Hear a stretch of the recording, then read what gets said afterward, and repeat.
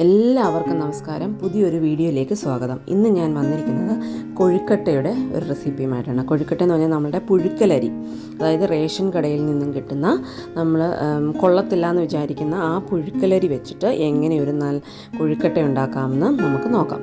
അപ്പം ഈ കൊഴുക്കട്ട എന്ന് പറഞ്ഞാൽ പണ്ട് കാലത്ത് അമ്മച്ചിമാർ ആട്ടുകല്ലിലും അരകല്ലിലും ഒക്കെ ഇട്ട് അരച്ച് അങ്ങനെ ഉണ്ടാക്കിക്കൊണ്ടിരുന്ന കാലമുണ്ടായിരുന്നു. ഇപ്പം നമ്മൾ അങ്ങനെ ചെയ്യാറില്ല. നമ്മളിപ്പം ആധുനിക മെത്തേഡിൽ മിക്സിയൊക്കെ യൂസ് ചെയ്ത് നമ്മളെങ്ങനെ ഈ പുഴുക്കലരി വെച്ച് നല്ല പെർഫെക്റ്റ് കൊഴുക്കട്ട, സ്വീറ്റ് കൊഴുക്കട്ട തയ്യാറാക്കാമെന്ന് നോക്കാം. അപ്പോൾ നമ്മളുടെ പുഴുക്കലരി, ഇത് റേഷൻ കടയിൽ നിന്നും കിട്ടുന്ന പുഴുക്കലരിയാണ്. ഇത് ഓവർനൈറ്റ് ഞാൻ ഒരു 8 മണിക്കൂർ കുറഞ്ഞത് വെള്ളത്തിൽ കുതിർത്ത് വെക്കണം. നല്ല വൃത്തിക്ക് കഴുകി അതിൻ്റെ ഇതൊക്കെ കളഞ്ഞ് നല്ല വൃത്തിക്ക് കുതിർത്ത് വെച്ചിരുന്ന പുഴുക്കലരിയാണിത്. ഇത് നമ്മളുടെ കൊച്ചു ചട്നി ജാറില്ലേ, ആ ചട്നി ജാറിലേക്കിട്ട് നന്നായിട്ട് ഇതുപോലെ പൊടിച്ചെടുത്ത് നമ്മൾ നല്ല ഫൈനായിട്ട് പൊടിഞ്ഞോളും.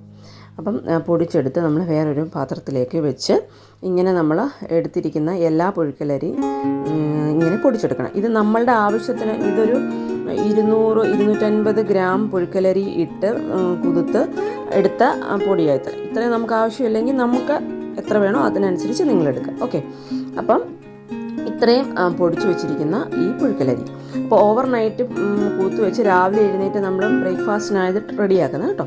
അപ്പോൾ ഇത്രയും തേങ്ങ, അതായത് ഒരു അരമുറി, ഹാഫ് പോർഷൻ തേങ്ങ ചിരുകിയത് നമ്മൾ ഈ ചട്നി ജാറിൽ തന്നെ ഇട്ട് നന്നായിട്ട് അരച്ചെടുക്കണം. അപ്പം നന്നായിട്ട് അരച്ച് പേസ്റ്റ് പോലെ ആക്കണം. അത് നമുക്ക് ഈ തേങ്ങയും കൂടെ ചേർത്ത് ഈ പുഴുക്കലരി കുഴയ്ക്കുമ്പോൾ കൊഴുക്കട്ടയ്ക്ക് ഒരു പ്രത്യേക രുചിയാണ്. ഈ തേങ്ങ അരയ്ക്കുമ്പോൾ അതിലേക്ക് നമ്മളൊരു 1/4 ടീസ്പൂൺ ജീരകം ഇനിയും വേണ്ടാന്നുള്ളവർക്ക് ഒഴിവാക്കാം. അതിലേക്ക് ശകലം വെള്ളവും കൂടെ ഒഴിച്ച് നമ്മൾ ഈ തേങ്ങയെ ഉണ്ടേ ഈ പരുവത്തിൽ അരച്ചെടുക്കുന്നു. ഒത്തിരി ഓവർ വെള്ളമൊന്നും ഒഴിച്ചിട്ടില്ലായിരുന്നു, ജസ്റ്റ് ഒന്ന് അരയാൻ വേണ്ടി മാത്രം. അപ്പോൾ ഈ തേങ്ങ അരച്ചതും കൂടെ നമ്മൾ ഈ പൊടിച്ചെടുത്ത ഈ മാവിനകത്ത് ഇട്ട് നന്നായിട്ട് കുഴയ്ക്കണം. നല്ലതായിട്ട് കൈ വെച്ച് തിരുമ്മി കുഴയ്ക്കണം. ഒരു ശകലം വെള്ളം തളിക്കാം, ശകലമല്ല കുറച്ച് വെള്ളം നമ്മളൊന്ന് ഒഴിക്കണം. ഒരു 1/2 ഗ്ലാസ് വെള്ളം ഒഴിക്കേണ്ടി വരും. പിന്നെ ഉപ്പ് ആവശ്യത്തിന് ഇടുക. നമ്മൾ ഉപ്പൊന്നും ഇട്ടില്ലായിരുന്നല്ലോ, അപ്പോൾ ആവശ്യത്തിന് ഉപ്പ് ഇട്ട് നന്നായിട്ട് ഇതുപോലെ നല്ല പിഴിഞ്ഞ് കുഴയ്ക്കുക. ഇങ്ങനെ ഇതിനൊരു നല്ല മയം വരണം. നമുക്ക് കൊഴുക്കട്ട പിടിക്കണമല്ലോ, ബോൾസ് പോലെ പിടിക്കണമല്ലോ, അപ്പോൾ ആ ഒരു പരുവം വരണം. അപ്പം ഇതിങ്ങനെ ഈ പ്രോസസ്സ് നന്നായിട്ട് ഇളക്കി നമുക്ക് ആവശ്യത്തിന് വെള്ളം ഒഴിക്കാം. ഞാൻ ഇവിടെ ഒരു 1/2 ഗ്ലാസ് വെള്ളം ഉപയോഗിച്ചിട്ടുണ്ട്. ഇത് തേങ്ങയും പൊടിയും കൂടെ ഒന്ന് കുഴച്ച് യോജിപ്പിക്കാൻ. അപ്പം നമ്മളിത് ചട്നി ജാറിൽ പൊടിച്ചാണ് എടുത്തിരിക്കുന്നത്. അപ്പം നമുക്കറിയാം ഒരു പുഴുക്കലരി പൊടിക്കുമ്പോൾ എങ്ങനെ ഭയങ്കര ഫൈനായിട്ടൊന്നും പൊടിഞ്ഞു വരത്തില്ല, അത്രയും ഫൈൻ ആവുകയും വേണ്ട നമുക്ക്. അപ്പം നമ്മൾ ഇതുപോലെ ഇങ്ങനെ മിക്സ് ചെയ്യുമ്പോൾ അതിനൊരു കുറച്ചുകൂടെ മായം വരും. ഇനി എന്താണെന്നറിയാമോ, ഇനി ഒരു കാര്യമുണ്ട്.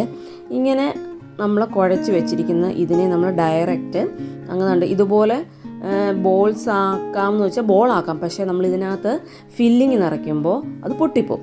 അപ്പോൾ നമ്മൾ എന്തോ ചെയ്യുന്നതെന്നറിയാമോ, കുറച്ചുകൂടെ മയം വരാൻ വേണ്ടിയിട്ട് ഈ കുഴച്ച് വെച്ച മാവിനെ നമ്മൾ വീണ്ടും ആ ചട്നി ജാറിലേക്കിട്ട് അരച്ചെടുത്തു കേട്ടോ. അത് ചെയ്യണം. ആ പ്രോസസ്സ് ചെയ്ത് കഴിയുമ്പോൾ ഇതുപോലെ നമുക്ക് കൊഴുക്കട്ട പിടിച്ച് അതിനകത്ത് ഫില്ലിങ് വളരെ ഈസി ആയിട്ട് വെക്കാൻ സാധിക്കും. അപ്പോൾ ഇങ്ങനെ ഒന്ന് ചെയ്ത് നോക്കിയാൽ നമുക്ക് വളരെ പെട്ടെന്ന് ചെയ്യാൻ സാധിക്കും. അപ്പോൾ ഇതാണ് ഇവിടുത്തെ ഒരു ചെറിയൊരു ടിപ്പ് കേട്ടോ. അങ്ങനെ രണ്ടാമതൊന്നും കൂടെ ആ തേങ്ങ മിക്സ് ചെയ്തിട്ട് ഒന്നും കൂടെ എന്ത് ചെയ്തു, എല്ലാം കൂടെ ഒന്നുകൂടെ ഒന്ന് അരച്ചെടുത്തു. അങ്ങനെ കൊച്ചു ജാറായതുകൊണ്ട് നമുക്ക് 3-4 ട്രിപ്പ് ചേർത്ത് അങ്ങനെ അരച്ചെടുത്ത മാവാണിത്, കണ്ടില്ലേ. ഇനി നമുക്ക് ഇതിനകത്ത് ഫില്ലിങ് വേണം. അപ്പം അതിനു മുമ്പായിട്ട് ഇഡ്ഡലി പാത്രം വെള്ളം വെച്ച് നമ്മളുടെ തട്ടമൊക്കെ ഇട്ട് അടച്ചു വെച്ചു, അതവിടെ ഇരുന്ന് തിളയ്ക്കട്ടെ. ഇനി നമ്മളുടെ ഫില്ലിങ് റെഡിയാക്കാൻ വേണ്ടിയിട്ട് തേങ്ങ, നമുക്ക് എത്ര കൊഴുക്കട്ട കിട്ടുമോ അത്രയും ഇതിനകത്തേക്ക് ഏലക്ക ഇഷ്ടമില്ലെങ്കിൽ സ്കിപ്പ് ചെയ്യാം. പിന്നെ ശർക്കര വേണ്ടാത്തവർക്ക് പഞ്ചസാര ചേർക്കാം. അപ്പം അതെല്ലാം നമ്മളുടെ ഓപ്ഷനാണ്. അപ്പം ഈ 3 സാധനം കൂടി ഇട്ട് നമ്മൾ എന്ത് ചെയ്യുന്നു, നന്നായിട്ട് ഈ തേങ്ങയെ ഇളക്കി യോജിപ്പിച്ച് വെക്കണം. അപ്പം ശർക്കരയ്ക്ക് പകരം പഞ്ചസാര ഉപയോഗിക്കേണ്ടവർക്ക് അത് ഉപയോഗിക്കാം. അങ്ങനെ നമ്മൾ തേങ്ങയും ശർക്കരയും നല്ലതായിട്ട് തിരുമ്മി വെച്ചു. നമ്മളുടെ കൊഴുക്കട്ടയുടെ മാവ് എടുത്ത് വെച്ചു. ഇനി നമ്മൾ ഇതിനെ ബോൾസാക്കി തേങ്ങ ശർക്കര ഫില്ലിങ് വെച്ച് നമ്മളിതിനെ കൊഴുക്കട്ടയാക്കാൻ പോകും. അപ്പം നമുക്ക് ബോൾസൊക്കെ നമ്മളുടെ ഇഷ്ടത്തിന് വെക്കാം. അപ്പം ഇതിന് മുമ്പായിട്ട് നമ്മളുടെ ഇഡ്ഡലിക്കുട്ടൻ വെള്ളം വെച്ചിട്ടുണ്ടായിരുന്നു കേട്ടോ. അത് നല്ലതായിട്ട് തിളയ്ക്കണം. തിളച്ചതിന് ശേഷമാണ് നമ്മൾ ഈ കൊഴുക്കട്ടകളെ അതിലേക്ക് വേവാൻ വെക്കുന്നത്. അപ്പോൾ ഇങ്ങനെ കണ്ടില്ലേ, ഇങ്ങനെ നമ്മൾ ഫില്ല് ചെയ്ത് ഇങ്ങനെ അറ്റത്തുനിന്ന് ഇങ്ങനെ എടുത്ത് വെച്ച് നന്നായിട്ട് ഇങ്ങനെ വെക്കും. അപ്പം രണ്ടാമത് നമ്മൾ അങ്ങനെ ഒന്ന് അരയ്ക്കുന്നത് കൊണ്ടാണ് ഈ ഒരു മയം നമുക്ക് കിട്ടുന്നത്. ഒരു പക്ഷേ ആദ്യം നമ്മൾ അരയ്ക്കുന്നത് കൊണ്ട് ചെയ്യുവാണെങ്കിൽ ചിലപ്പോൾ പൊട്ടിപ്പോവാൻ ചാൻസ് ഉണ്ട്. ഇതിലേക്ക് നമ്മളിങ്ങനെ എല്ലാ കൊഴുക്കട്ടകളും ഇങ്ങനെ ബോൾസാക്കി ഫില്ലിങ് വെച്ച് നമ്മൾ കൊഴുക്കട്ടകളെ ആക്കും. അപ്പം നമ്മൾ ആദ്യം ഒരു ലെയർ, അതായത് നമ്മുടെ തട്ടം നിറയുമല്ലോ കൊഴുക്കട്ട വെച്ചിട്ട്. അതിനുശേഷം നമുക്ക് വേണമെങ്കിൽ ഒരു കാര്യമുണ്ട്, ഈ പിന്നെ മണ്ടയ്ക്ക് വെക്കുമ്പോൾ ഒട്ടിപ്പിടിക്കാൻ ചാൻസ് ഉണ്ട്. അന്നേരം നമുക്ക് ഈ അടപ്പ്, നമ്മളുടെ ഇഡ്ഡലി പാത്രത്തിൻ്റെ അടപ്പ് അടച്ച് വെക്കാം. അപ്പോൾ കുറച്ച് ആവി കയറിയിട്ട് ആ ഫസ്റ്റ് ലെയർ വെച്ചതെല്ലാം ഒന്ന് മണ്ടയെല്ലാം ഒന്ന് വേവും. അന്നേരം പിന്നീട് നമ്മൾ അതിൻ്റെ മുകളിലേക്ക് പിന്നെ കൊഴുക്കട്ടകൾ വെക്കുമ്പോൾ അത് ഒട്ടിപ്പിടിക്കില്ല കേട്ടോ. അപ്പോൾ എല്ലാവരും അങ്ങനെ ഒന്ന് ചെയ്ത് നോക്കണം. അങ്ങനെ നമ്മളുടെ കൊഴുക്കട്ടകൾ നമുക്ക് ആവശ്യമായിട്ട് രാവിലെ ബ്രേക്ക്ഫാസ്റ്റിനുള്ള എല്ലാ കൊഴുക്കട്ടകളും ഇങ്ങനെ ആക്കി റെഡിയാക്കിക്കൊണ്ടിരിക്കുകയാണ്.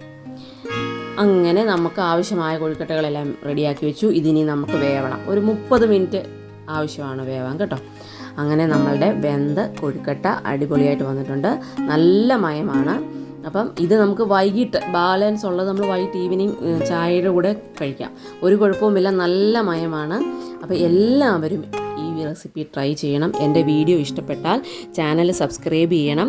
സബ്സ്ക്രൈബ് ചെയ്യുമ്പോൾ തൊട്ടടുത്തുള്ള ബെല്ലൈക്കൺ ഞെക്കി ഓൾ എന്ന ഓപ്ഷൻ എനേബിൾ ചെയ്താൽ എൻ്റെ എല്ലാ വീഡിയോസിൻ്റെയും നോട്ടിഫിക്കേഷൻ നിങ്ങൾക്ക് വരുന്നതായിരിക്കും. അപ്പം പുതിയൊരു വീഡിയോയുമായിട്ട് വീണ്ടും കാണാം. അപ്പം ബൈ ബൈ, താങ്ക് യു.